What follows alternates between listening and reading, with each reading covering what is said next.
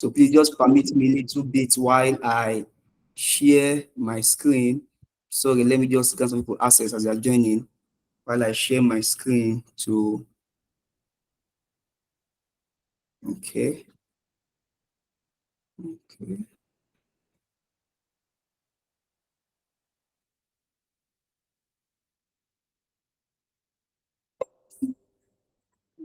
Okay. Can you guys see my screen? Hello, can you guys hear me? Yes, yes, the screen is Yes, off now. yes. Okay, all right. So let me just quickly read about our speaker. So our speaker for this evening is Sarah Shaibu, and she is a senior product designer based in Barcelona, Spain. She is also a speaker, a content creator, and co-founder at Career Salon, a company bringing awareness and training of soft skills for design professionals. Now, apart from mentoring and guiding upcoming designers, which part of what she's going to do for this evening, she is also an entrepreneur. She offers premium design consultations and career direction in collaboration with many partners. She enjoys writing on design empowerment and enjoys speaking at events in the design community. As a LinkedIn, as a YouTube creator, she posts jobs and design content that are valuable to product designers. Now, Sarah is the author of a soon-to-be released book, Build What Publicly. Now, this book is set to help a lot of people start to use the power of brand perception to level up in their various careers. So, guys, I would advise you to reach out, just stay tuned for this book as it comes up, and then so please just once again just send in the emojis as we usher in our guest speaker while she takes over. Please, guys, just send in the emojis. We appreciate you, ma, for really bringing out your time. We appreciate you, and we are glad that you have honored our invitation. We are glad. We are glad. So how was your day, ma? Good evening. How's your day, ma? It was great. Thank you so much for the invite to speak at this event. Thank you for the introduction. And I think we're right on time, so I can get started. Yes, ma, you can, ma. Thank you very much, ma. No worries. Please let me know if you can see my screen. Yes, I believe you cannot see your screen, ma. Okay, perfect. So when I was invited for this event by Perxels, thank you so much again. The topic was very interesting. It was how to transition from a junior designer to a global level designer. Why I was so interested to come and share about this topic was oftentimes I speak at events where people are not in the UX field and they want to transition into the UX field. And then the content of that event is kind of different because you're trying to help people find out if they have skills to be a designer. You're trying to help them understand the best way to learn the soft and the hard skills that they need to learn to become a product designer. But in this particular event, this is more about sharing knowledge that you should be doing if you're not already doing as a designer to grow in your career. Maybe you're trying to transition from junior designer to mid-level designer, or you're trying to transition from mid-level designer to senior designer, or you're trying to get work outside of your geographical location, like you're trying to be a great designer on a global stage. And that's what really piques my interest about having this design digest session. And that's what we're going to be talking about today. So first, I have a little icebreaker. I want to ask you that let's get to know each other by sharing our names, where you're listening from, and what your favorite food is in the chats. And I think it'll just be a nice icebreaker exercise to get to know everyone.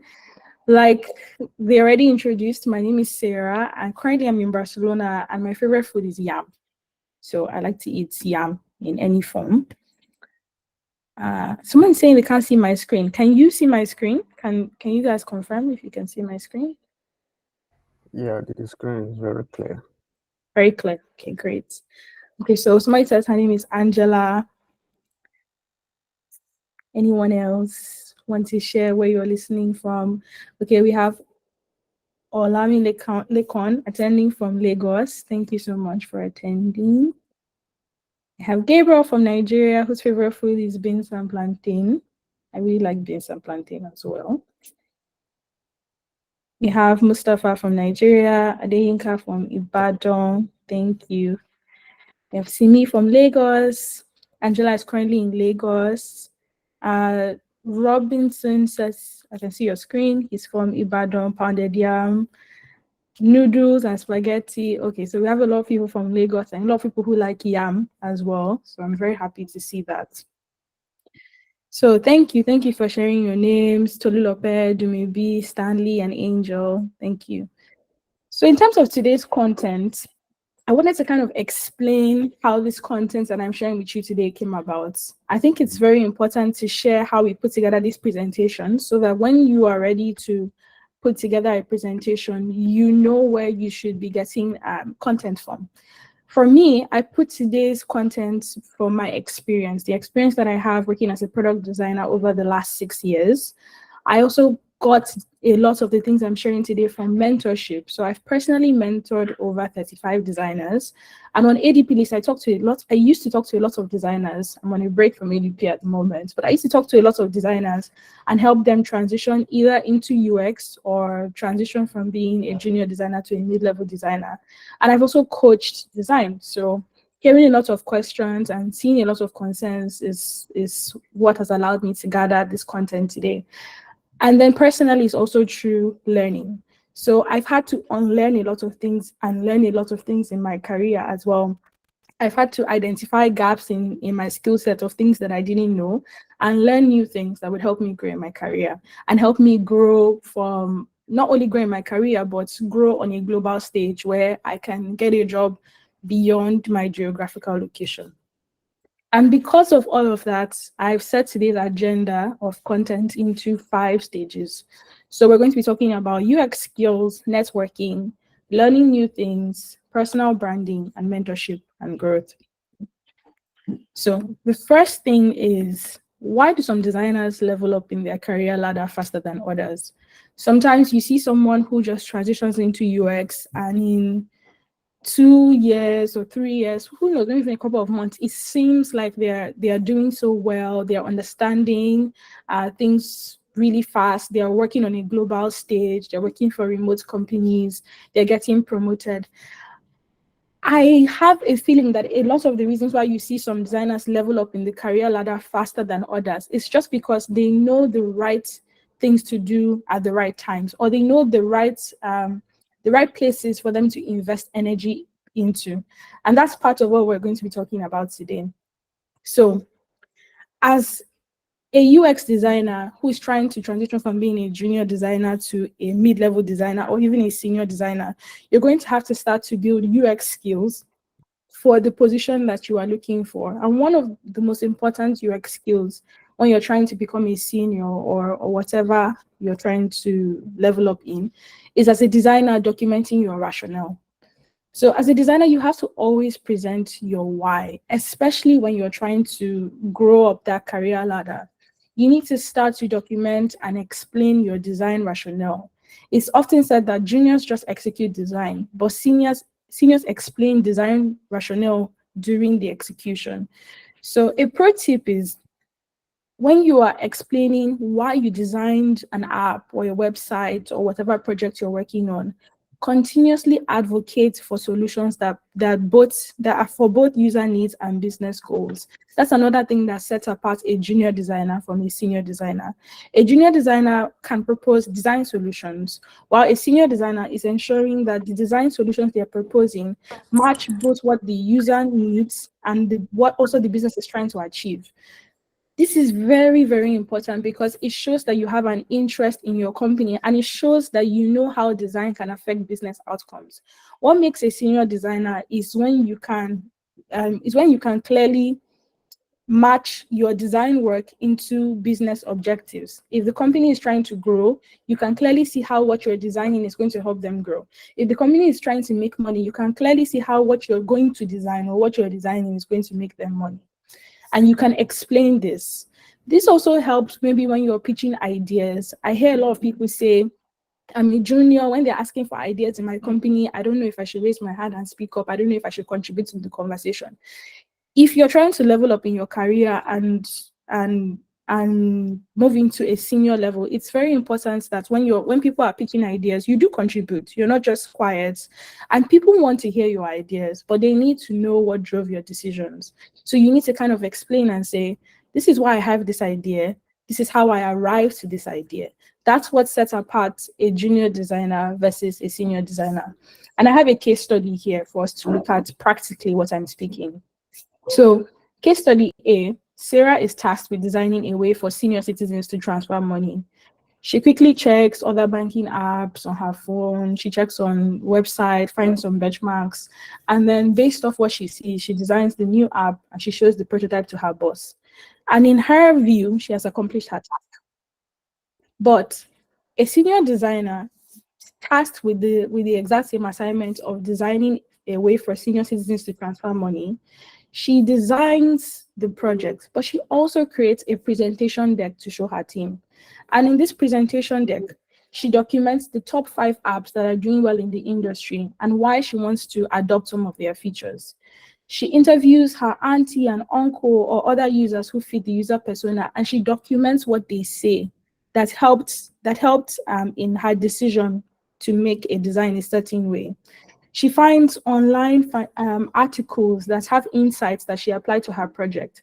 She also explains why she chose to design certain components in her design, why she chose to use a list over a grid, why she chose to use the color blue over the color red.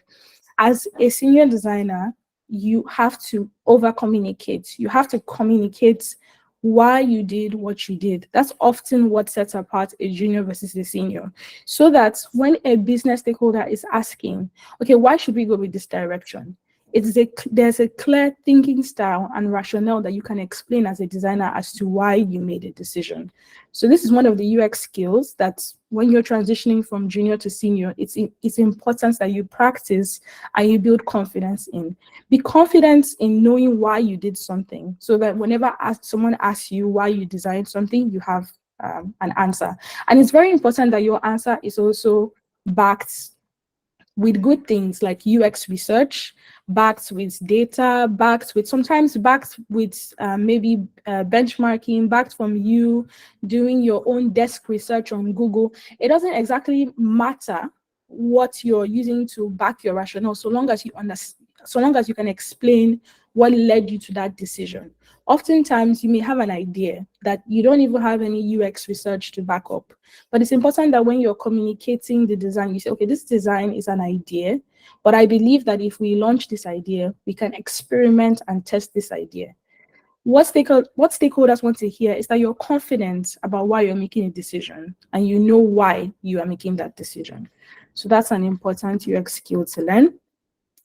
And then going into the next round, networking.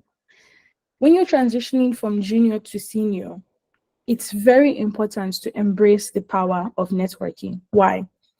Networking expands your knowledge. When you build the right set of people around you, you get to see more potential job opportunities. You get to see more trends in design of things that you need to learn. You get to engage in online communities and exchange ideas. It helps keep you sharp about your skill. You get to attend events and connect with others in the field, which is very important for your growth as a designer. So how can you network? You can join tech events and workshops. There are lots of them these days. They have a lot of online communities. And senior designers nowadays also create communities of their own. So a good way to transition from junior to senior is to join an existing online community, to figure out what they are offering in that community, and then maybe start a community of your own, host an event of your own. Doing these things shows your expertise and your confidence that you're growing in your design career. It helps people to start to associate you as someone from someone who was just learning to someone who is confident in their skill.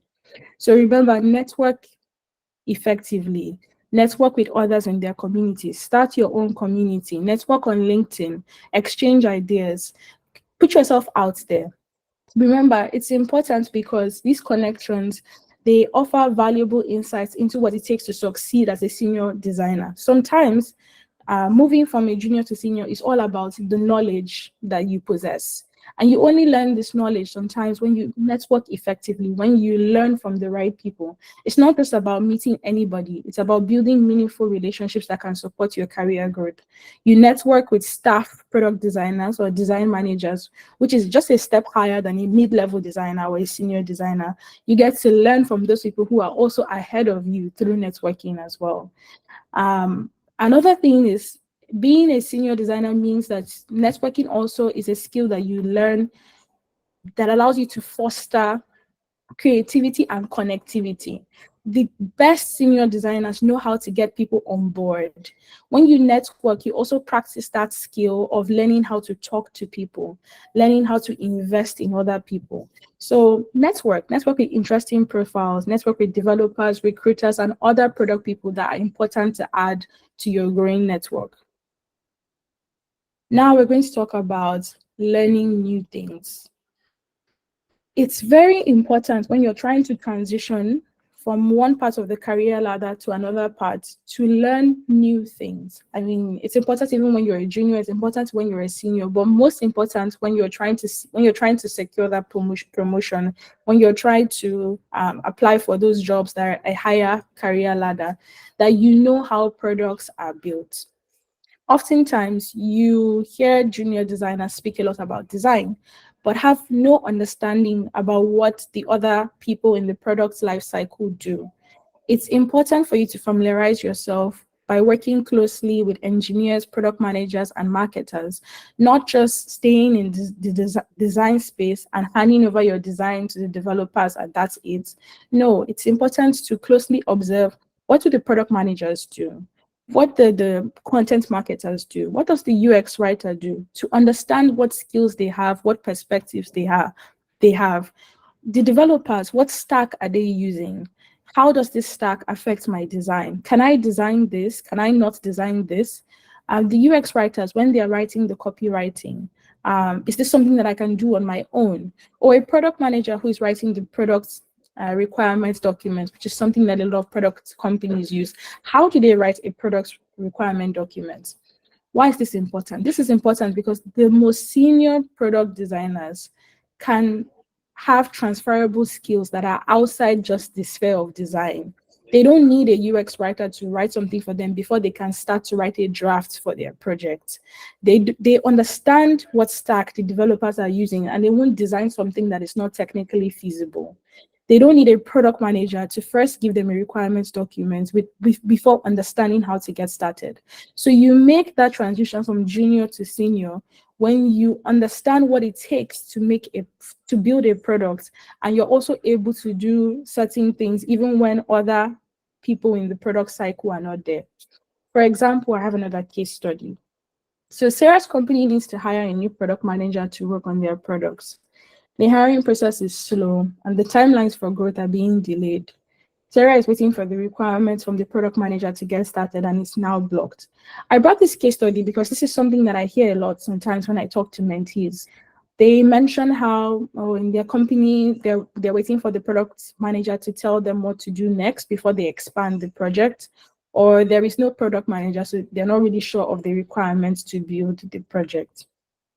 Senior designers are not blocked by a certain part of another person's role not being there, as we can see in case study B. So Sarah understands the role of a product manager. She organizes a workshop with key stakeholders and seeks to understand the problem and the goal. She uses design thinking to validate the problem, comes up with potential solutions that address the business goal, and she writes the product requirement documents. She then begins to own her product design process while keeping her stakeholders aligned and updated.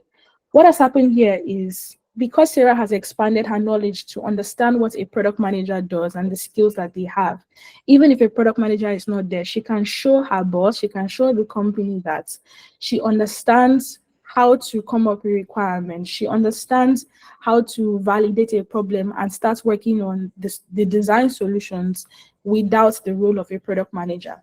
And oftentimes, this can show in different parts of your work. If you're not working with a big team, you may sometimes have to carry on the responsibilities of a product manager, a UX writer, a graphic designer, and other things. But that being able to carry on that responsibility is also something that senior product designers do well. They don't need another person before they are able to apply their design process to a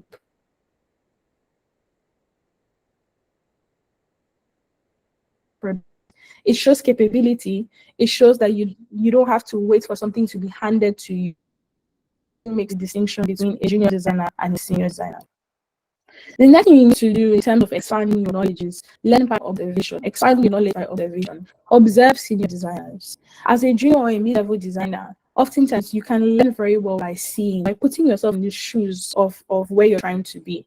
So understanding the role of senior designers requires understanding that their responsibilities are a bit more complex. There's things that are associated with the senior design role: leadership abilities, strategic thinking, and advanced technical skill sets. Things like what we just spoke about in the previous slide, which is being able to work on a project with, even if you don't have everything that is required. Seniors can work from zero, essentially. So by observing these senior designers, you start to see a lot of how they handle those situations so that you can also start to practice them where you are. You can observe senior designers by connecting with them and asking them about a day in their life. You can shadow the senior designers in your organization and observe what they do.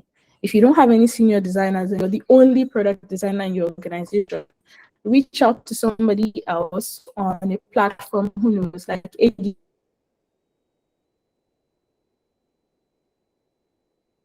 list, and ask them about the roles and responsibilities that they face as a senior designer and how it was different when they were a junior designer. Oftentimes when you have conversations like this, you start to identify. So senior designers are expected to take ownership and a leading role in design projects. They're not waiting for anybody, as we previously said. They are proactively reaching out and working with cross-functional teammates to plan and develop and execute design strategies. They are people who don't just focus on the design element alone, but they understand that tools like Figma, InVision, Sketch are just tools.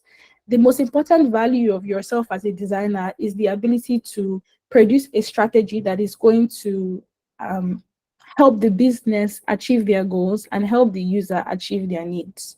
So a senior designer focuses a lot on what are we trying to achieve and how can design help us achieve that? What can I design to achieve this certain outcome? They collaborate closely. They advocate for design within their team and organization. This is also a very important thing when you're trying to make that transition from junior to senior. You are going to have to be the person who is constantly educating stakeholders on the value of design, who is constantly telling a business owner that the reason why we need to design this thing is because it's going to affect your business in XYZ. The reason why we need to pay attention to UX research and design is because we need to understand the customer well so that we don't make the wrong thing. Oftentimes, as a junior, you can be tempted to just keep quiet, put your head down, and do your work. But as a senior, it's expected that you challenge when something is not being done the right way. You challenge when design is not being involved in key decisions. You advocate for good processes. You advocate for handovers. You advocate for design systems. You advocate for user testing. All these things are things you will do to be a senior designer and also to be perceived as a senior designer on a global scale. Senior designers also give back. They mentor and coach junior designers by providing guidance and feedback to help them grow professionally. So if you're planning to move, you have to be comfortable with giving back to people who are coming under you, with understanding how to effectively give feedback on designs to junior designers, to effectively provide guidance, just like maybe what you received when you sought for guidance as well. Another thing you can do in terms of learning new things or getting better at things you already do is storytelling. I think any designer who is breaking that barrier of working on a global stage or becoming a senior or even a mid-level designer knows how to tell stories in their work. The best product designers, they practice story-centered design. They understand that when asked about their work, they can tell a story and understand that the screen they're designing is just a way to tell that story, right? So storytelling is extremely important skill to communicate either to your manager, the owner of the business, the product manager, the final user, whoever you're telling about your work. Storytelling is an important skill to learn and to practice, especially if you're trying to level up. It's also extremely important in case studies, the majority of case studies you have is what makes up your design portfolio. The problem with junior portfolio or case studies is oftentimes they look like a report or a checklist. This was the problem. This is how I went about it. This was my user journey. These were my sketches. This was my UI kits. This was the workshop and a pictures of myself in the workshop. This was the high fidelity prototype. That's the end. Oftentimes, when you follow that methodology, it's not effective nor engaging. And also, recruiters and hiring managers nowadays know that when they see reports like case studies, they often automatically attribute that person's case study as a junior designer.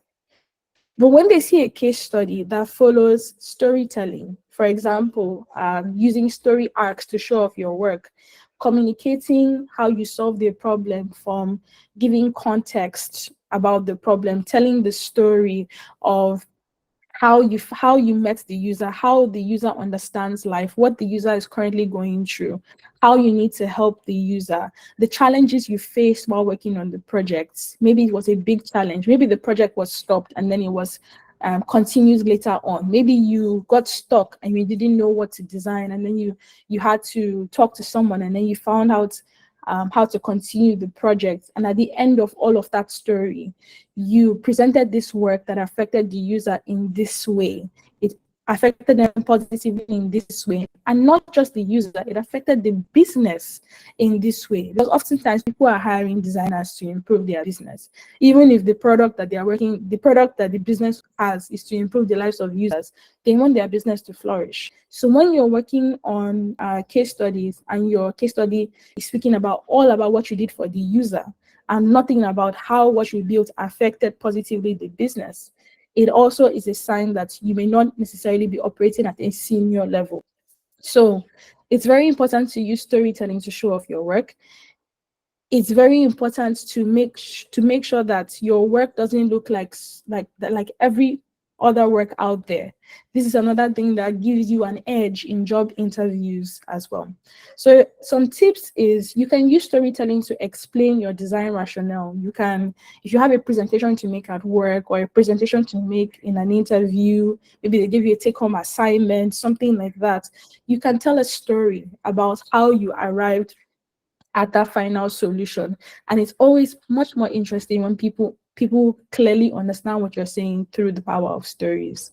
You can use storytelling in interviews to explain your unique background. There are times when I myself have been hiring for a position in my company, and we have candidates who come and you're asked, how did you get into product design? You know, what makes you want to be a product designer? And the candidate goes into basically listing off the resume that they had already sent in. Or I went to this school, I worked in this place for 3 years, and then I went to the next company for 3 years. While that is, of course, important to mention when you're explaining about your background, you can use the power of storytelling to explain to the recruiters or the hiring manager unique things about you. What was a defining moment that made you want to be a product designer? Was there an app that you were using and you said, wow, I want to be a designer who designs an application like this? Did you start out as a financial accountant and then one day you got frustrated of accounting and you decided to be a designer? All these elements of pulling unique things from your background in a storytelling format work to your advantage in your case studies and also in interviews. It's also important to put in the About Me section of your portfolio. Nowadays, hiring managers are saying that they check a lot of the About Me pages on designers' websites or PDFs or Figma or wherever your portfolio is hosted. And if your About Me section, again, just sounds like a reiteration of your resume, then there's nothing new for them to learn about you. How about in that About Me section, you're using storytelling to explain what you do outside of work? Storytelling, in essence, what it is just an effective writing. writing in a way that carries the reader along and doesn't sound like a report, rather it sounds like a story. There are many methodologies to storytelling that you can research and learn as a designer, but it's very important in your work. So moving on to a personal brand, start early. Start early. So the what and why of a personal brand. The best designers who you see and you say, wow, this person is great, this person is doing well, this person is a senior, this person is the top, this person is designing for companies all around the world or whatever. They have a personal brand, and it's not a trend. It's actually a necessity now to stand out as much as you can. A lot of people have had experience with the job markets where you have sent tons of applications, you're not getting a response, or you're getting rejected. You are struggling to communicate the kind of designer that you are, or you're struggling to figure out the kind of projects that you want to work on. Personal branding can help with that. It is a necessity to get your resume, your LinkedIn, and your interview skills audited by people, by your friends, by a mentor, by a career coach. How are you sounding? Do people understand who you are personally? Do they understand what you do? What you have, your portfolio, your case study, is your personal brand being reflected in a best light? Building a personal brand helps with the following. It helps you attract opportunities and not the other way around. There's many times that I've spoken to my friends on LinkedIn who tell me, oh, wow, this person reached out to me for a job. And I got into their interview pipeline and now I have a job. And they told me that they found me through my LinkedIn page, through a post I made, through a video on Twitter, something. This does happen. I think a lot of people are skeptic and think, oh, does it really matter to have a personal brand? It does, because in this day and age, a lot of people have the same base skills that you have. So what makes you different? What can make you different is you using your personal brand in a special way. When recruiters land on your resume or your LinkedIn profile, for example, because a lot of recruiters check LinkedIn profiles, and they see your personal brand reflected in, oh, he's a designer, but he's also a graphic artist and somebody who has knowledge of painting. That sounds interesting. If it's your profile is well optimized, you have a clear picture, you have a clear header on your LinkedIn, you post clear content, maybe even excerpts of your work. This kind of builds an image and a perception of the fact that you have skills that you're confident in and you know what to do. Oftentimes, that's what even makes them want to take the next step to find your portfolio or to read your CV, just because of the brand perception of you know what you're doing. So a personal brand helps people understand what you do and who you are. It builds respect in your field of expertise. It communicates your unique edge, which shows in the job application process. And it also builds confidence in who you are and what you want. The more you build your personal brand and you're putting it out there publicly, the more you understand, I want to be the kind of person who people associate with fintech, with education applications, with e-commerce, with logistics.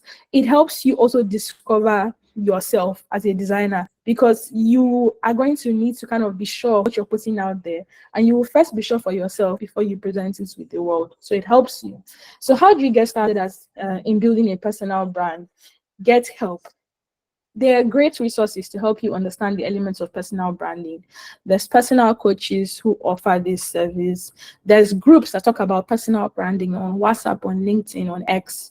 There's YouTube videos that talk about the importance of product designers to have a personal brand on whatever platform you choose. Find inspiration, learn by admiring. I built my personal brand by watching all the product designers that I admired on Instagram, on LinkedIn, on YouTube. I would go through their content and check out what are they posting, what do they have that just makes them look so professional and confident. And I started to notice things. I started to notice that their LinkedIn was optimized well. They had an active presence on Twitter. They shared content about things that they genuinely were passionate about or they had worked on. And so the more you find this inspiration, find somebody in your niche and study up what makes up their personal brand, the more it helps you. Also, discover what you would like to communicate through your personal brand. Like I said, A personal brand is not just a trend, it's a necessity to achieve a goal. Sometimes you're building a personal brand because you want to land a job. So you want recruiters or hiring managers or whoever is going to give you a job to see that you know what you're doing and you have confidence in your skill. Oftentimes, maybe you have services, like you're not looking for a job, but you have services, design services, you want people to buy from you. You build your personal brand in such a way that you are sharing offerings. I can do this for X amount. I'm very good at doing this because people have said XYZ. And then you build your personal brand in that way. And then maybe thirdly, you're just building a personal brand for like expertise. You want to get better at the arts of personal branding. So lastly, we're going to talk about mentorship and growth. And this is about getting strategic help and also being patient. What do I mean by growth? We'll start with growth.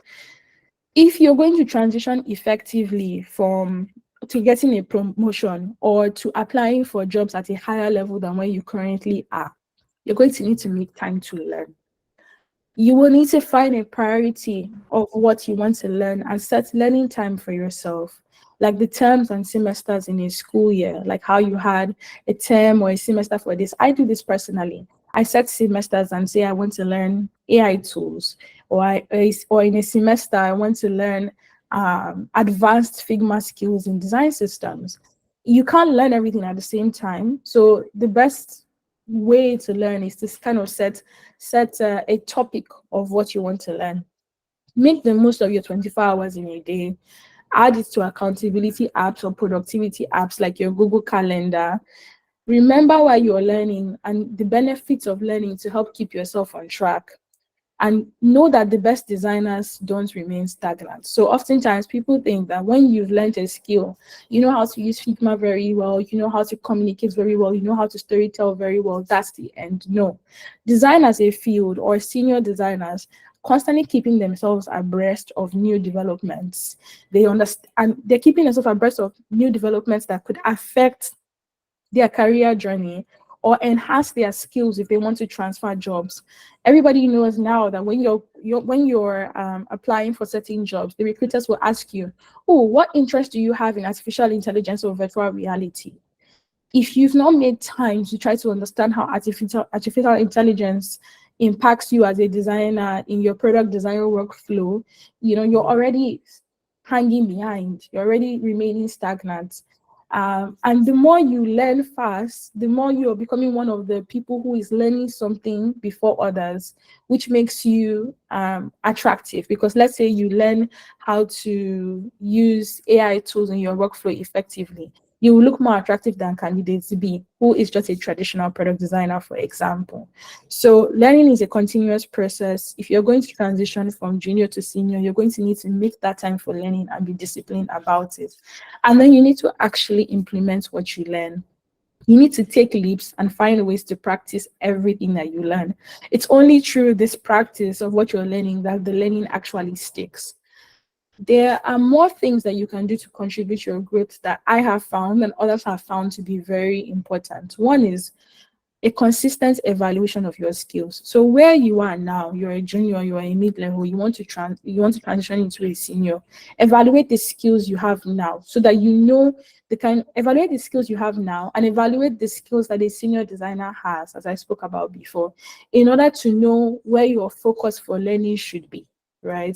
Seek out feedback on your work from peers, mentors, or supervisors to identify those areas for improvement and growth opportunities. So that when you learn these things and you apply for that higher role, or you want to be perceived at that higher role, people don't see, and people can see that you have the skills that are required for that level.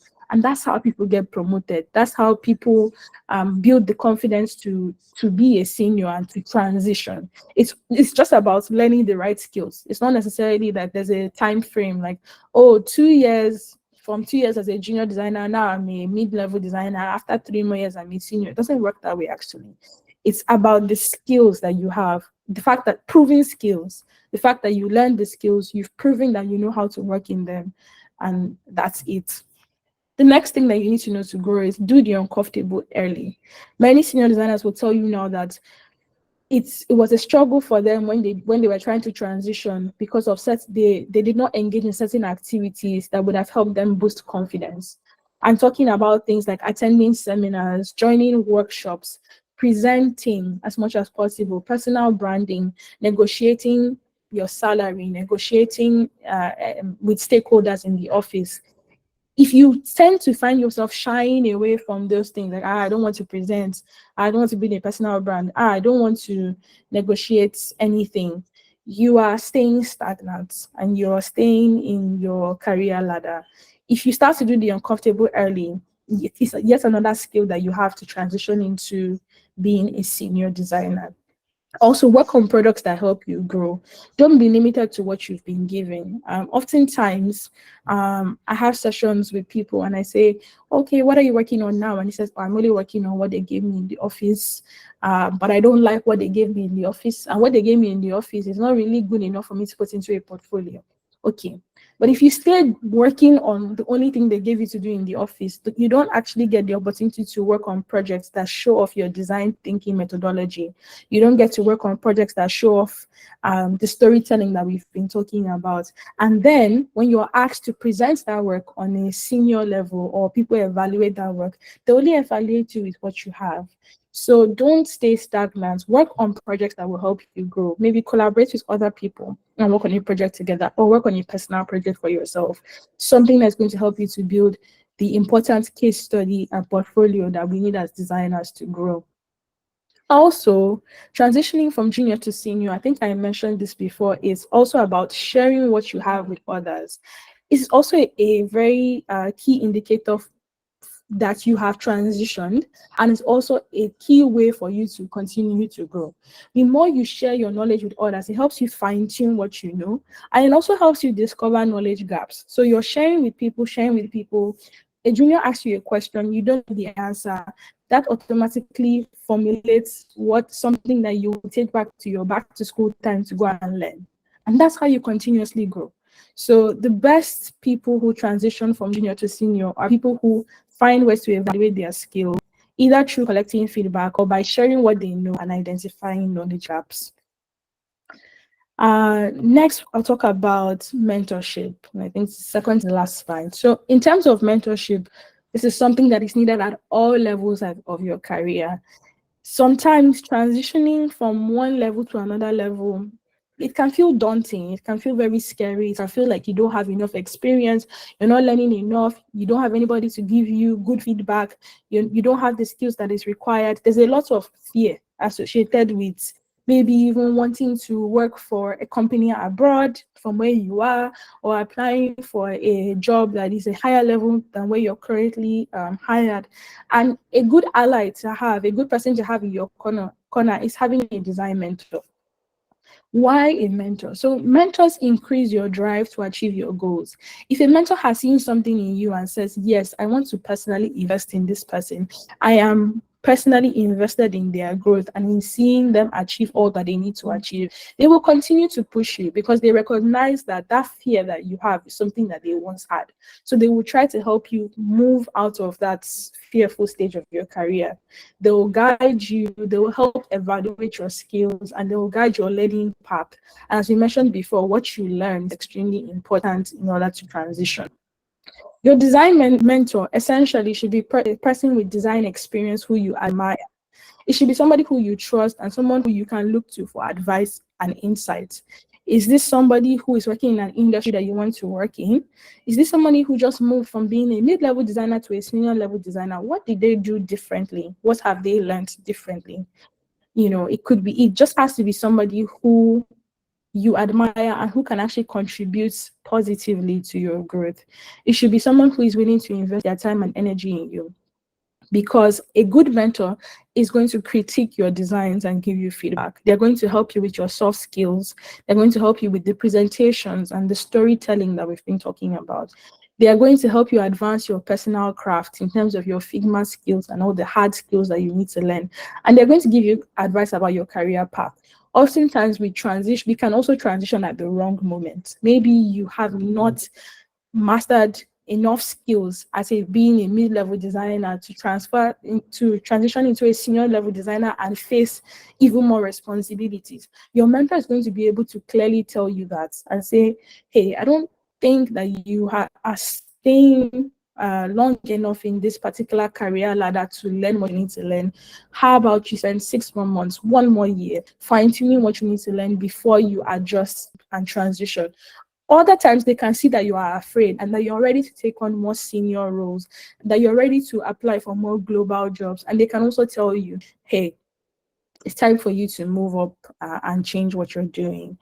Your mentor can also be a friend who cares about you on a professional or personal level. And then also there's indirect mentorship. So your mentor may not necessarily know that they are your mentor. I've also heard this from a lot of designers who say, well, I can't find somebody who is going to long-term be my mentor. I can't even find a mentor. The person that I want to mentor does not have time to mentor me. There's a lot of different reasons because mentors, essentially your mentor is also a designer who is also busy, right? But sometimes your mentor may not necessarily know if they're your mentor, especially if they have certain things that you can already go and check out. Maybe they have a podcast. You can listen to the podcast and grow from learning their knowledge. Maybe they have a blog, maybe they have social media. Like I said, what are they posting on their LinkedIn that you can observe is something that they continue doing? That's something to learn from. What do they have on their page? What do they have on their portfolio that you can learn from? That's also a way of indirect mentorship that will help you transition. If you do want to approach a mentor, reach out to people who inspire you, who have the knowledge you need, and get to know them first without placing a demand. Oftentimes, we see a lot of mentors say, the reason why I don't want to mentor people is because people are rude. They just reach out to me and ask to be their mentor. I don't know them. They don't know me. They've never engaged in anything that I have put out there. They don't even know that I already have a podcast that talks about what they're asking me for. Get to know the person first without placing a demand. Be clear without being rude. Give it time, support them, and show genuine interest. Even right now, I have 2 mentors, and I know that I take out time to invest in reading out what they've put out there, asking them, being engaged in their work and in their life, because I'm genuinely interested in them at the same way they're genuinely interested in my career growth. And then if you just want one of advice from senior designers or or designers that you respect, be clear about your request for feedback. It's one thing to say, hey, can you check out my portfolio? And it's another thing to say, I have this case study. Is the storytelling well in it? Am I clearly communicating the business impact? The UI, is it well done? It's important for you to ask clear requests for feedback when you're working with a mentor.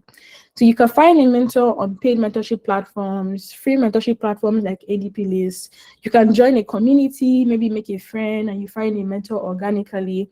Or like I said, you can engage in indirect mentorship where you're just engaging with things that people have already put out. So in closing, I just want to say that the art of transitioning from wherever you are to wherever you want to be takes patience.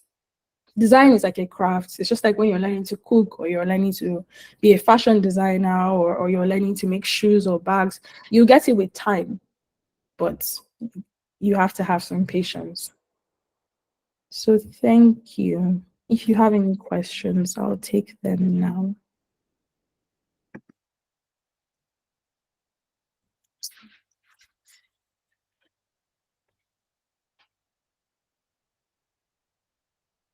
Thank you for the hearts and all the love. Good evening. I have a question. Sure, go ahead. Okay, my question is this. Um, Having taken some courses or opting for some classes, maybe virtually or physically, but you just discover that the kind of growth you're looking for, you're still not getting it, like in terms of confidence and the likes. So how do you deal with that? How do you go about it?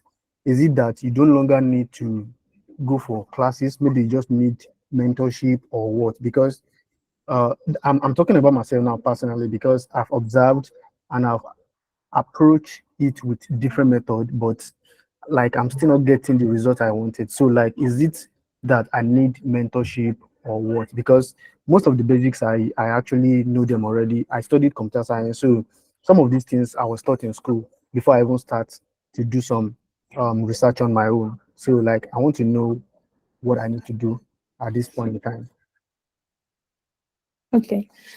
If I understand your question, you've already learned about design, you're practicing it, but you're not getting the result you want. And there's a lot of things to this. So one, I just said patience, right? Design is a craft. Your first project, your fifth project will not be as great as your 10th project or your 20th project. Sometimes it's just the more you practice these things that you're learning, the more you start to get it, the more your work starts to improve.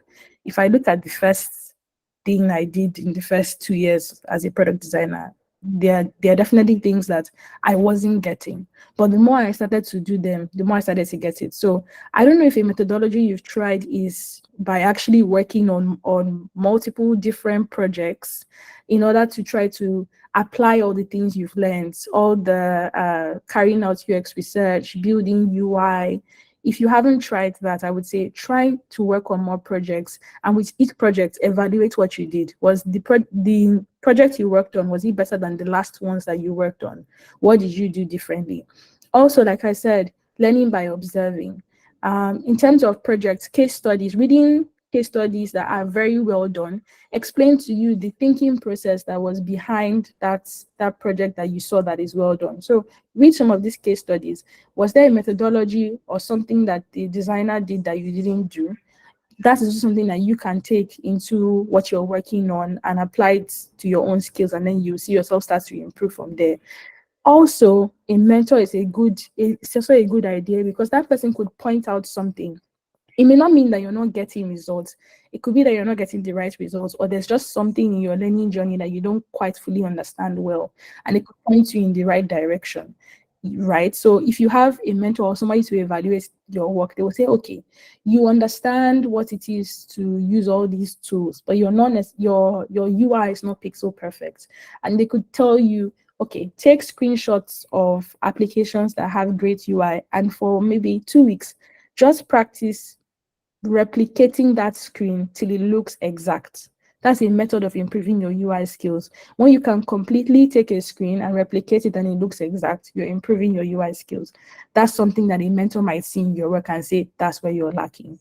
But like I said, I think I've said three things now. I would say work on more projects, and with each project, evaluate what you're doing if you're getting better. Find a mentor to evaluate your work. Maybe they can point out select things that you're not getting, and then just patience. I hope that answered your question. All right, thank you. Yeah, it does. You're welcome. I think I Okay, saw a question. Okay, yes. Can I read it for you, Sarah? sure. Okay, yeah, I think Adebayo Steven asked one. He said, does it mean senior product designers should be able to double as UX writer, product manager, and graphic designer? Interesting. I think it also correlates with Abraham Eze's question that says, are senior designers such a workaholic doing everything by oneself? So just to explain, or maybe re-explain what I was saying, it doesn't mean that you're going to need to double as a UX writer, a product manager, a graphic designer, and do everything by yourself. But it means that you understand what they do. And to some level, if they are not around, you can do a bit of the work. If you are working in a portal company, so for example, I was working on a project for Glovo, and the UX writer was out sick for 2 weeks. That project needed to be shipped because if we did not ship that project, we would fall behind on our requirements. I was not going to tell my design manager that, no, I have to wait for the UX writer to come back in 2 weeks before I write something. No, I was able to get the general gist of what I needed to communicate, write some with ChatGPT, refine it to the tone of voice of what I needed, and put it into my work. If the UX writer comes back and she wants to make adjustments to it, that's great. But it means that I still understood how to do what I needed to do without being blocked. So in terms of understanding what all these other people do, it's just that you need to understand what they are doing, so that when you're operating on a senior level, there will be no excuse for why you cannot carry out your own product design work, if that makes any sense. Okay, all right, that makes perfect sense. Okay, I don't know if I should read Abraham Izzy's question because I think he just addressed part of what he asked. He asked here, he said, are senior designers such a workaholic doing everything by oneself? I don't know whether you will shed more light on that or whether you've already answered it already. Yeah, I think I just answered it with what I said, that it's just about understanding what those people do. And I think I answered it by understanding what those people do so that you don't get blocked in your own work. But if I was to add anything else, you don't have to do everything by yourself. It's just important for you to know these things also, because it also contributes to your product design strategy. If you understand what everybody is doing, you can plan effectively, you can understand how products are built better, and it just expands your knowledge. So, yeah. Okay. Well, me don't worry, I'll come to you. Let me read a question before your own. Abiola's asked the question. He said, "Why would a company need a junior designer when they already have a senior designer?" That's a very interesting question. Why would a company need a junior designer when they already have a senior designer? It depends on the company. Now, some startups, they don't have the budget to hire a junior designer who's going to take time to grow. So they will hire a senior designer because they know that that senior designer will join and hit the ground running and be able to do everything. But when a company is big enough, they understand that hiring both a senior and junior designer means that the junior is going to learn from seeing what the senior is doing, grow in their career, and if the senior designer decides to leave, there's somebody who has been observing them who can still carry on their work, right? And they don't have to now find another senior designer again. It also saves them money. Maybe they have plenty projects to work on, but then not every project, not the work for every project is not the same. While they will need senior designers in a company to work on bigger projects or projects that they don't even know, they just have the problem, but they don't have a solution. They know a senior designer is perfect for that because that person is already senior enough to come in, take the problem, find an optimal solution and work with it. And then they have smaller projects that also need to be done, but they don't require that much complexity and they can give that work to a junior designer. So that's typically why companies hire different levels. Wow, that's a good one. That nails it. Okay, I have two more questions to read, but I think it's time for Belumina. Belumi, are you free to ask your question or should I proceed? No, I can ask. Yeah, I'm free. I'm free to ask. Carry on, sir. Um, I feel like it is quite early for me to ask this, but I feel you said we can optimize the idea. Like some companies ask more of like AI or virtual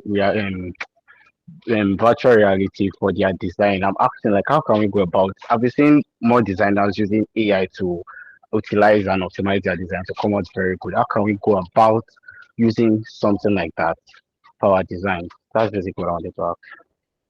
Okay, sure. Yes, there's a trend now of some companies who want to stay ahead of product developments with asking designers that, oh, do you use AI for your workflow? Do you understand how to design for VR? You can stay ahead of it just by being informed. I don't know if there's any specific structured courses that I can point you to, but I know that people that I follow on YouTube have had like live webinars or they have YouTube videos about showing the tools that they use for their design work. And it's for me personally, it was from in interest of watching some of those YouTube videos of them talking about it or joining some webinars about AI in product design that you start to discover that there are more tools than ChatGPT. I mean, we all know ChatGPT as a tool now, and as a designer, personally, you can use it to do UX writing like I did when I didn't have a UX writer. You can use it to create research questions. Maybe you want to carry out UX research. You can ask ChatGPT like, this is the problem, this is the persona of who I'm going to interview, and this is what I'm trying to get out of the interview sessions. What kind of questions can I ask? And it can generate the questions for you. It's important to know that these AI tools are not going to do the work for you, but they can make some of the things easier by just assisting you with small tasks. You can ask ChatGPT, for example, what are the steps for a user to transfer money on a finance app, and to list out all the steps for you if he knows it or not. So these are a few ways that I know, like I or other people use some tools. People also use tools like Midjourney to make images that they might use as icons or illustrations in their applications and websites. But I would say to be more informed, go to YouTube or try to join like a live webinar. There are people who actually take you through all these tools with the different names. Some of them help you with specific content generation. Some of them help you with image generation for your projects. Some of them analyze apps. I saw a designer talking about an AI that helped him do benchmarking and bring out the best features from apps, which I found interesting as well. I can't remember the name of the AI. But if you do your research, you'll find out how designers are using it. But it's not just about doing the research, which is very important to say. When you do this research and you find out these tools and you find out how they're using it, actually use it. Get better at the prompt engineering for ChatGPT to be a smart assistant for your work. That's one way for you to understand how to do all these things. Wow, that's a good one. Wow, thank you so much, Sarah. Olamilekon, just before I get to you, there are questions before you. Sarah, Timitayo asked, how do you work with a senior designer that likes to do all the design himself, and as well as redesigning the work of a junior designer instead of asking the junior to make adjustments? I don't know if you understand that question. Like a senior designer now that likes to work, is a workaholic, sort of telling his junior, okay, analyzing the work, so okay, do this, do this, do that, but he now wants to do it himself. How do you manage or work with such a person? It's very interesting. I think one of the slides that I was showing towards the end, I was talking about negotiation and communication. And in situations like this is one of those things where you have to, like I said, try to negotiate and communicate. Sit down with the senior designer and explain to him. Maybe instead of just being annoyed that what he's doing, of course, what he's doing is very annoying. But if you sit down with him and you explain, okay, could you please ask me to adjust these things instead of doing it yourself? Because if by you adjusting these things, I'm not growing, I'm not learning. I really want to grow, I really want to learn. So please, if you find something wrong with my work, could you just let me know and then I could work on it? He could explain. He could say, okay, the reason why I'm redesigning it is because there's no time and I know that it's going to take you some time to do it, so I'm doing it. Or he could say, oh, I'm sorry, I didn't realize I was doing that. I'm going to stop doing that. Or if he consciously knows that he's doing that, you just being bold to call it out could also be something that could make him stop and could allow you to start to be able to have work to do. Now, if you try to negotiate and communicate with him the reason why you want to still work on these projects and why he shouldn't be doing the work, and he doesn't listen to you, then you're definitely just dealing with a toxic person. And you can employ what I said in the beginning. Try to find other projects that will help you grow, and without relying on just one place to get projects for you to. I hope that answered your question. Okay. Very good. Oh, we are having more questions, but okay, I think Olamilekon, you can ask yours now. Olamilekon. Okay, Sarah, are Hello, you can you hear me?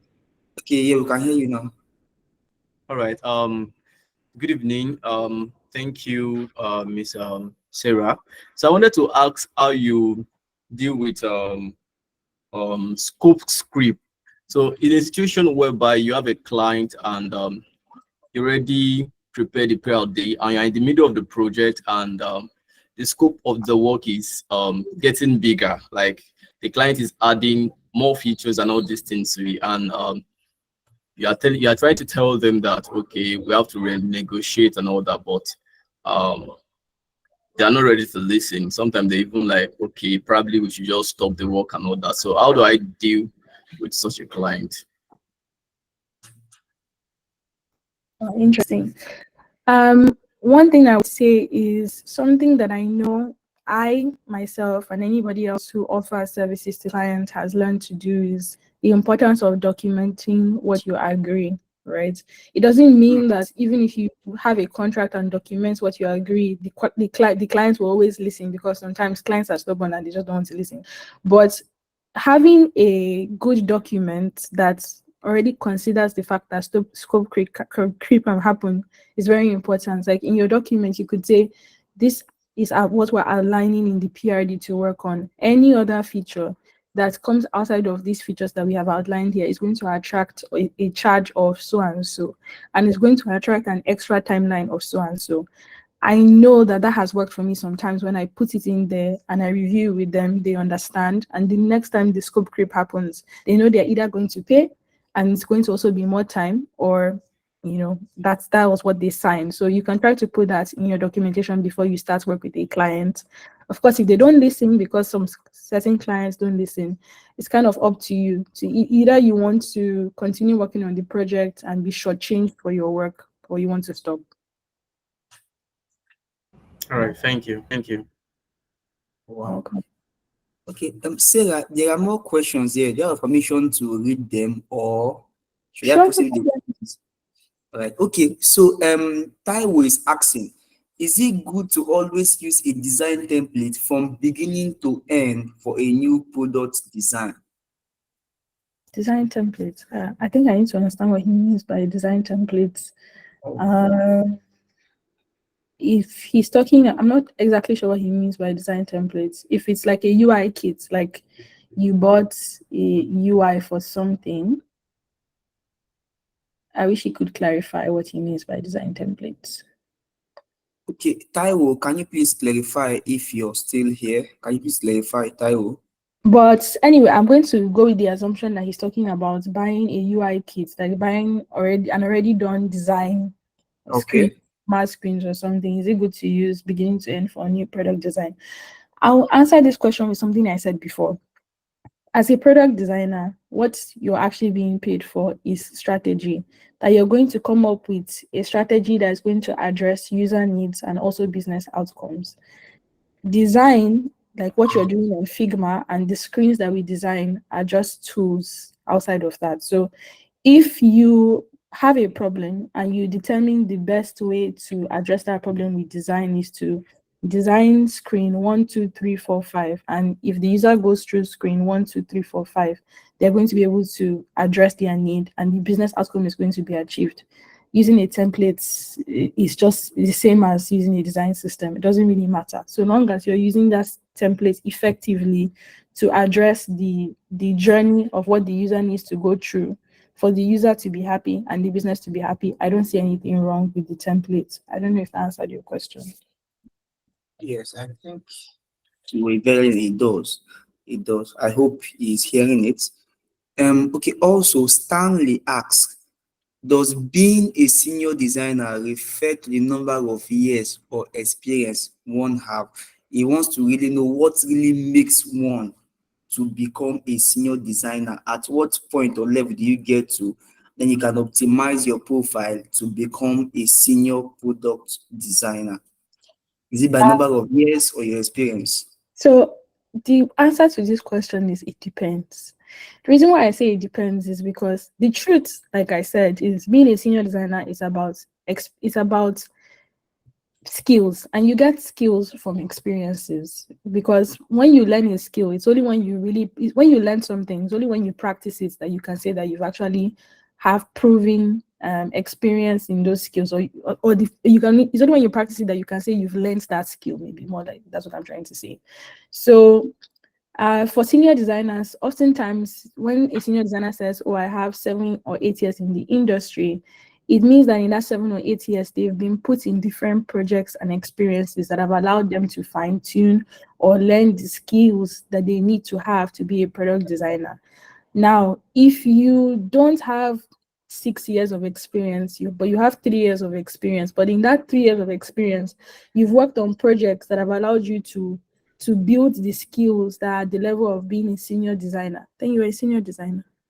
It's not about whether or not you had 6 years or 3 years. It's about when you're put in situations where the senior designers are put in, are you able to provide satisfactory outcomes? Are you able to take on the challenge? Are you able to show proven skills that will prove that you know what you're doing as a senior designer? That's what makes a senior designer. So I won't say years or experience, is skills, but like I said, you gain these skills through experiences. Okay, all right. Thank you for that. Can I proceed to reading another question, Sarah? Sure. Okay, yeah. Abraham is asking, How should a junior designer develop the skills for solving business problems with his design? Interesting and very, very good question. First off, you need to first identify what is the problem that the business is trying to solve. Sometimes designers don't even know exactly what the business is trying to achieve. They're just being told to design something, and they design something and they hand it off. So the first step, I would say, if you're a junior, you're trying to make that connection with your design, is understand what does the business want to, what is the problem that the business has. Is the business problem that they don't have, they're not making money? For example, let's use an example. The business is not making money. You solving that business problem with your design is, okay, this thing that I'm designing now, are we going to add different sections that will pop up and ask users to pay for certain things? And when we're asking them to pay for certain things, we're going to explain to them, oh, if you pay for this thing, you'll get this, and you get this, and you get this. And you've designed it in such an attractive way that more people are going to click on it. More people are going to be willing to pay and part money. And if they part money, the business makes money, aka you solve the business problem. So you have to kind of understand what is the problem that they are having. Are users dropping off the application? Do they have a problem that with every product that they have, people are just dropping off the application? They're not using the app anymore.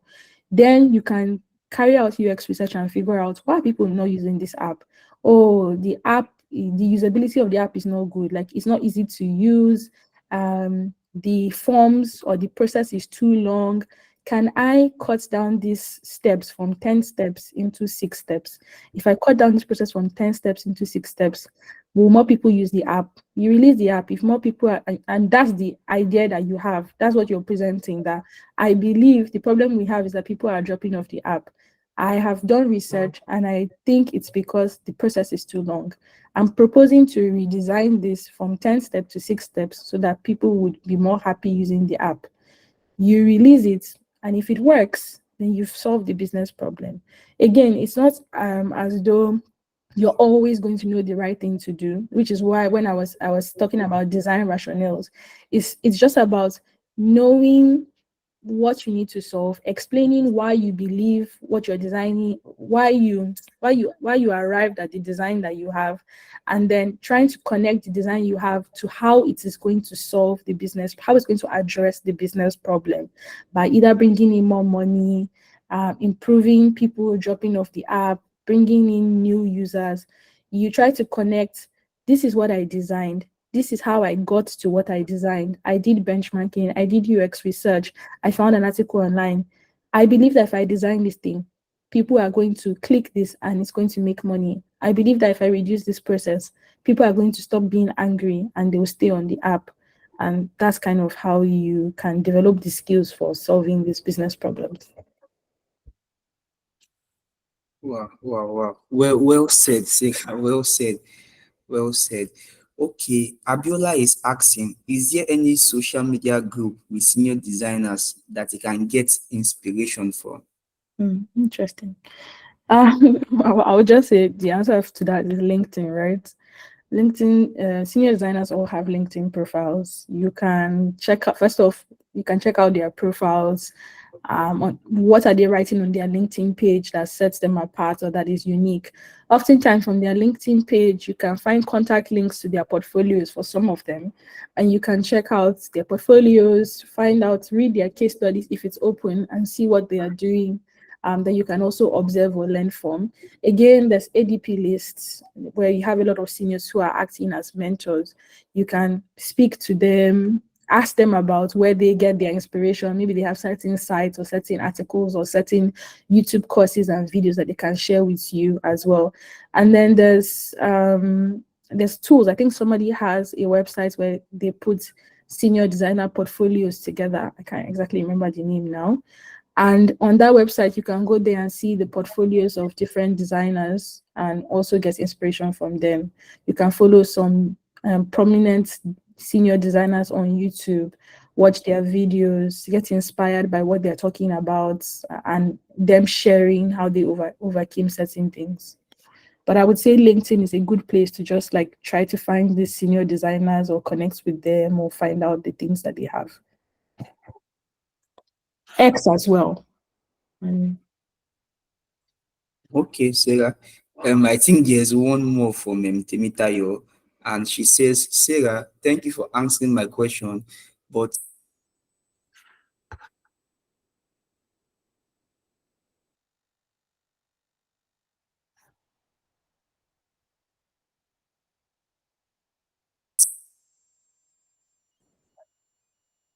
you tell and you didn't really work on any project while you were there. I think she's referring to the question you answered before when she asked about a senior designer doing all the work for you on a particular project. And now the recruiter is now asking you that can you tell us what project you worked on? And being that that was the only project she worked on that particular in that particular company, that how do you answer a recruiter or how do you defend a project that a senior designer worked on for you? How would you come out of that situation? so to answer this question, I would typically say it's again you building a good storytelling narrative to show recruiters. If they ask you what project did you work on at your previous company from, and the senior person practically worked on it, or and you didn't work on any project, well, like I said, first off, while you're there, try to speak to the senior person so that this situation doesn't happen. But if this situation still happens, if you had designed something before that was redesigned, take your existing designs that you had before, look at what the senior person did and try to figure out what was better than, why did he redesign it? Did he do something better than me? And if he didn't do anything better than you, or if he did something better than you, learn from it and adjust your own designs. Now, when you're putting it into your portfolio, you're writing it as, we're working on this project and these were the design iterations that I came up with. Sometimes showing your design or explaining the projects that you worked on doesn't necessarily mean that the final solution was yours. You're just explaining your thought process. So you're explaining to the recruiter that while I worked in X and X company, I contributed to this project, because you did contribute. You worked on a set of designs. They were redesigned, but you contributed. While I worked in this X company, I contributed to this project, and I got to work on a set of designs for this, doing this and this and this and this. Even in your case study, that's kind of what you're calling out. I'm working on a project to do this. These were the designs that I came up with. You're taking us through your process of how you made those designs. Maybe you're even taking us through your process of how you improve those designs. And then at the end, you're saying, okay, at the end of this project, we decided to go with a different design direction to improve X and X and X and X. Don't shortchange yourself. Just be able to explain what you contributed to the project, be able to show your own designs that you had worked on, especially if you improve them based from what the senior person did, and then use that when you're kind of explaining to the recruiter. And if it's also, make sure that in that kind of situations where this senior person basically cut you out of the project, you're talking not only about the small contributions you made to that project, but you're also talking about external projects that you worked on, even if they were not with a previous company. So long as it's an interesting project that you can explain, that you understand, that you can use to explain your design skills, that you can use to explain the knowledge that you have. So, like I would say, you still contributed to the project. Explain what you contributed to. Wow, Sarah, that was really insightful. Well, I have my own question also. I think it's about the storytelling aspect. Yes, I get the fact about using Chat GPT, to help you when it has to do with US writing, filling in for a US writer. But now when it comes to that storytelling, I think that part has to do with you being real, pouring out yourself or thereabout. Are there like any special, besides using ChatGPT or AI to probably fine tune your write up? Are there like any special kits or any technical need to know as regards that storytelling aspect? I don't know. Yeah. First off, yes, in the chat, somebody called Faith, she has dropped the links of the websites where you can find senior designers portfolio. I was trying to remember the name. It's called Folio. So thank you, Faith. And then to answer your question about the storytelling, yes. So something that a lot of people or senior designers or people who engage in storytelling have found out is there are methodologies for telling stories.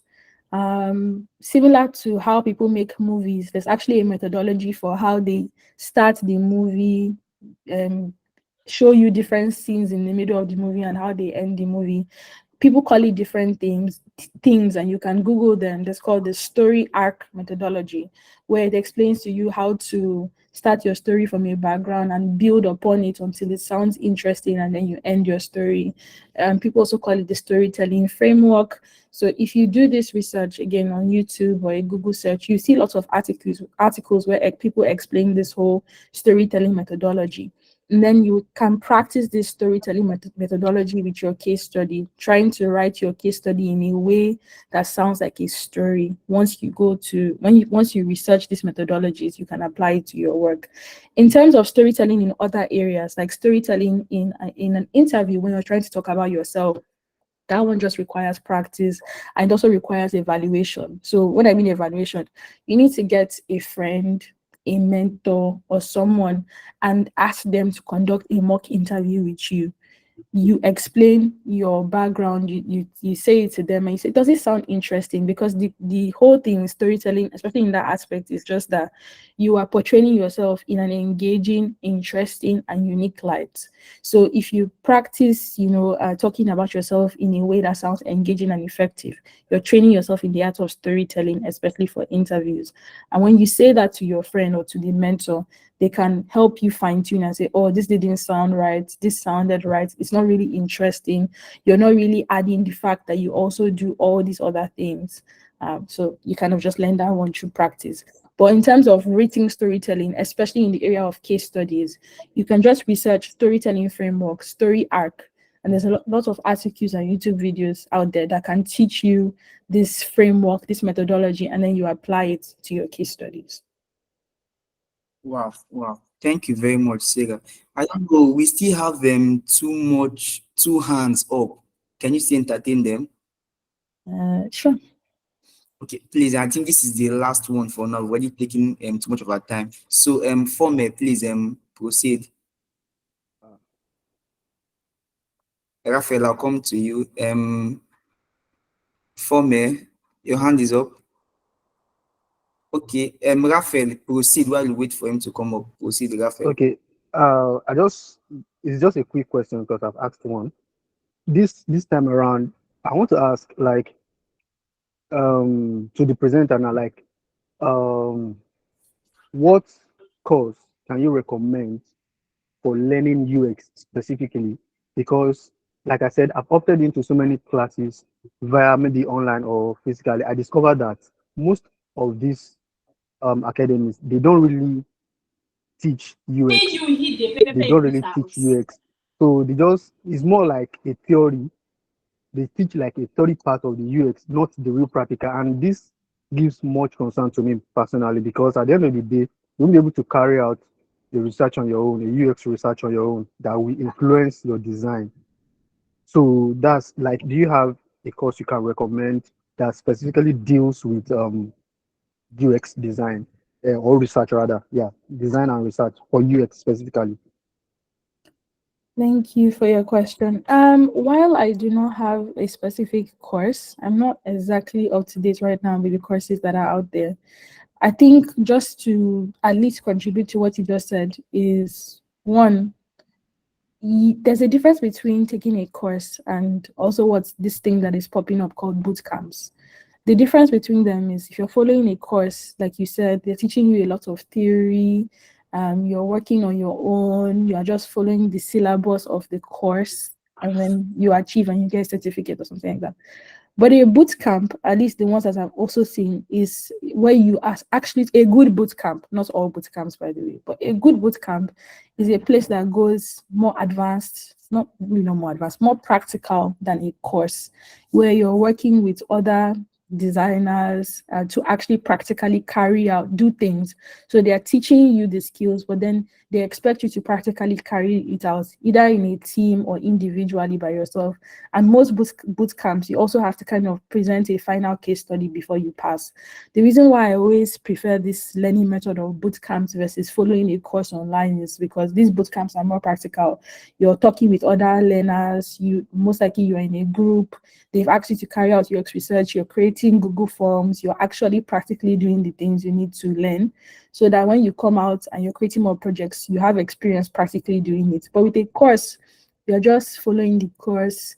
There's not that much practical learning of the craft. So if you can find a good boot camp, right now none comes to mind. Maybe if you send me a DM on LinkedIn, I can do some search and research and recommend for you, or other people who have attended good boot camps can also recommend in the chat for you.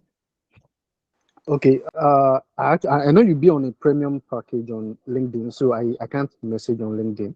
So I I'll, don't know if I can get your IG or X account.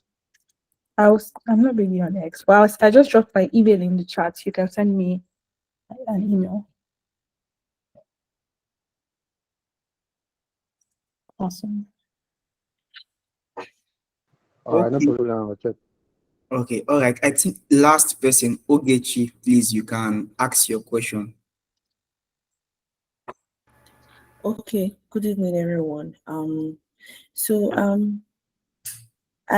Basically, I have been a designer for 3 years plus, and I've been having great issues with landing a proper 9 to 5 role. And basically, I get gigs, I get contract jobs, although not so frequently, but I do get, and that's how I've been able to come up with how a lot of key stories I've been able to work with. People refer me for contract jobs, but I don't know why it is difficult for me to land a proper 9 to 5 role. I've practically done everything, if I say so myself. I mean, I have spoken to some mentors. I have, you know, done my portfolio a number of times to make it more better and better. My LinkedIn is optimized. I've done a lot of things, but it's at this point it's really frustrating me, and I don't really know what else I can really do. So I'm really asking if there's anything else that I can actually do so that I can land a job. So let me just add that for the job interviews, most of the job interviews, I scale through the second stage, third stage. By the end of the day, I'm not called, and in some cases I don't scale through at all. Thank you so much for your question. Well, one, I think this is a practical reality that a lot of people are facing. The job markets right now, sometimes you can do all the right things and you're still not getting a job. You can do all the right things and you're still not getting a job. You can have the best portfolio resume and you're just not getting a job. I think the one first, that's the reality of the job market. But with what you said, I don't know, there's no clear-cut answer for you. You just said that you're doing all the right things, but you're not scaling through. I think what's interesting me is the interview process, where you said sometimes you're not scaling through the interview process, or you get to a couple of levels and then you stop. It's possible that maybe there's some aspects of the interview process that you are stronger in than others. Maybe you're very good at talking about yourself when it comes to the talking portion of talking about your background. But maybe if they ask you to do a take-home assignment or a whiteboarding challenge, you're not necessarily giving them what they want. That's a possibility. That's something that only a mentor, somebody who is sitting down with you and asking you to, do those things, can evaluate whether you're doing it well or not.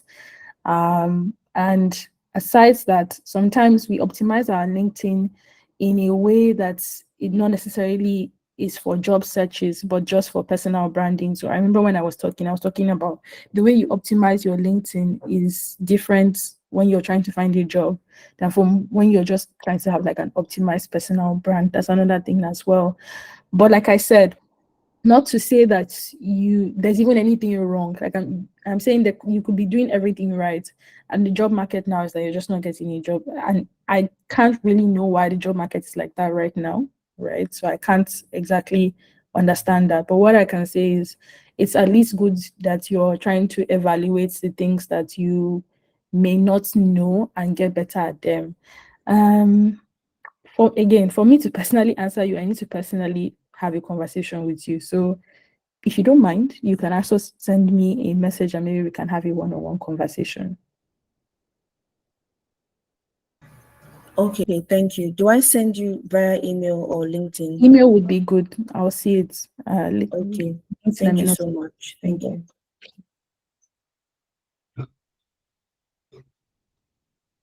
Wow, Sarah, what a good one. Please, everybody join me as we give a big thank you to Sarah for what she has done. This was supposed to be a 1 hour session actually from 7 to 8 p.m. And if you notice, I think she stopped in around 7:45 or thereabout to attend to questions. And she's been doing that now for over 45 minutes. So please join me and say a very big thank you. Thank you so much, Sarah, for all you have done. It has really been eye-opening, mind-blowing, impactful, and I believe we have all learned a lot. Thank you. Thank you. Thank you Thank so you much. for inviting me as well. Yes. You're Thank welcome. The pleasure is ours. We are glad to have you. We are glad to have you. But I'd like to make a request. I don't know whether it's possible for you to share me the presentation slides of this meeting so I can send to students. That's okay. Okay. All right. Thank you once again. Thank you. Thank you so much. Thank you. Thank you. We are glad to have you. And we look forward to having you again some other time in the future so that you can come and teach us more things. Wow, that's really been eye-opening. Thank you so much, Sarah. Thank you. Thank you. you. Thank you so much for the invite. Bye. And now, bye.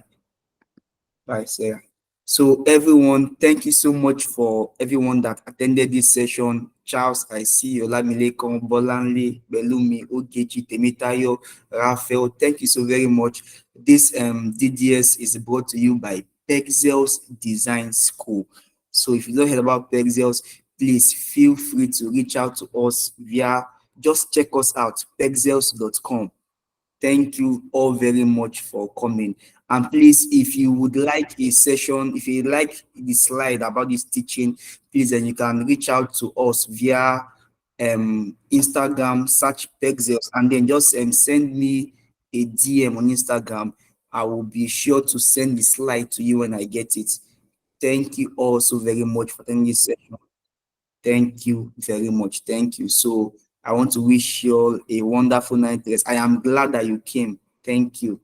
Thank you so Thank you much. also for organizing such amazing bootcamp or meeting as the case may be. You're welcome, Raphael. You're welcome. You're welcome, Raphael.